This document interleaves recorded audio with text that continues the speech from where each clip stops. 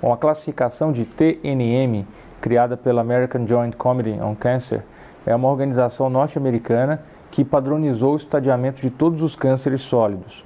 Tem como objetivo facilitar a comparação entre os diferentes estágios do câncer, assim como facilita a comparação de resultados entre os pesquisadores de diversas partes do mundo. A categorização da doença em grupos de risco permite também estabelecer de forma clara as chances de resposta a determinados tratamentos, assim como o prognóstico de em cada estágio da doença. Cada letra da sigla da classificação de TNM representa um aspecto de característica específica da doença, como o T de tumor se relaciona ao tamanho da lesão no tumor primário.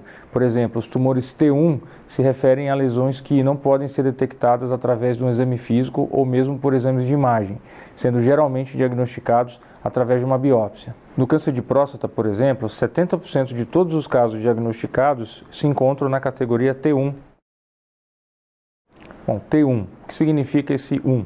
Tumores nessa categoria se dividem da seguinte forma: o T1A, que significa que o câncer foi detectado de maneira incidental em menos de 5% do tecido removido durante uma cirurgia para a diminuição do volume da próstata. O T1B significa que o tumor foi descoberto de maneira incidental em mais de 5% dos fragmentos removidos para uma cirurgia de redução do volume de próstata. E T1C, é nessa categoria que a maioria dos cânceres de próstata são detectados. Aqui se enquadram todos os homens que foram submetidos a uma biópsia devido a uma elevação suspeita dos níveis de PSA no sangue e não havia nódulo detectado durante o toque retal. Bom, os tumores T2. Nessa categoria, encontramos os tumores que podem ser detectados através do toque retal ou mesmo por algum exame de imagem.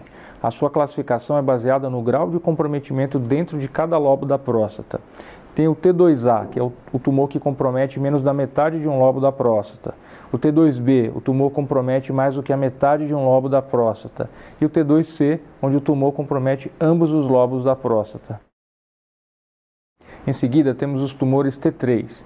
Nessa categoria, encontramos os que romperam os limites da cápsula da próstata e infiltraram as estruturas ao redor, como as vesículas seminais ou a musculatura da bexiga, por exemplo. Nesse grupo, temos os tumores T3A, onde já rompeu os limites da próstata, mas ainda não invadiam os órgãos ao redor. Os T3B é a situação onde o tumor já cresceu além do limite da próstata e invadiu as vesículas seminais. E por último, temos os tumores mais avançados, T4. Nesse estágio, o tumor é fixo ou já invadiu órgãos ao redor da próstata, como a bexiga e o reto. Bom, o N significa linfonodos, da classificação TNM. Os linfonodos, também conhecidos como gânglios, funcionam como uma espécie de filtros naturais que evitam com que os agentes estranhos ou mesmo células do câncer ganhem a circulação sanguínea. O comprometimento dos linfonodos representa uma das primeiras etapas no processo de disseminação do câncer de próstata para o corpo inteiro, o subgrupo NX. Nessa denominação representa uma impossibilidade de determinar se existe ou não um comprometimento dos linfonodos antes do tratamento. O N0 representa uma condição onde os linfonodos foram avaliados e não mostraram nenhum sinal de estarem comprometidos com câncer de próstata. Existe o N1, onde há um comprometimento evidente dos gânglios pelo câncer de próstata. O último quesito na classificação de TNM é o M, metástases.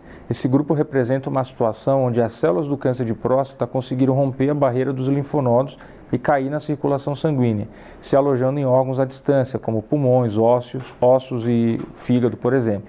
Nesse estágio, não existe cura para o câncer, porém o seu crescimento pode ser controlado com a utilização de bloqueadores de hormônio ou mesmo a quimioterapia. Então, em resumo, o câncer de próstata é agrupado em 4 estágios diferentes. Cada estágio é definido através do padrão de crescimento da doença e a presença ou não de metástases. O PSA, o toque retal, a biópsia da próstata e outros exames de imagem ajudam a determinar a extensão da doença. A classificação de Gleason serve para estimar a agressividade da doença, assim como antecipar a probabilidade de cura e de resposta a determinados tipos de tratamento.